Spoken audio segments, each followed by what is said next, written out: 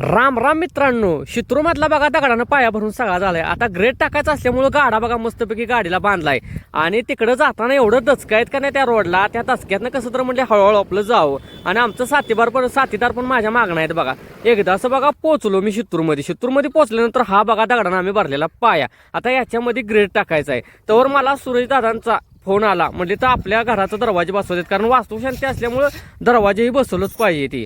मग झडदशी गेलो आणि साथीदार तिथं कामाला लावलं पाया भरायला आणि मी इकडे दरवाजे बसवायला दादांच्याकडे आलो. दरवाजे बसवायला चालू पण केलं बघा, कारण दरवाजे होतं 5. आता म्हटलं दिवसभरात कसं पण उरकून घ्यायला पाहिजेत. आणि मिस्त्रीनं काम पण ठेवलं होतं सगळं अर्धवट. आणि त्यातच सगळं कामं, सगळ्यांची गडबड, सगळ्यांची चिडचिड त्यातच होत होती बघा. पण मी आपलं हळूहळू आपलं काम केलं आणि त्यातच बघा सिलिंगचं पण काम चालू होतं. सिलिंगचं काम पण चांगलं झालं बरं का, 1 नंबर रामडात झालं या.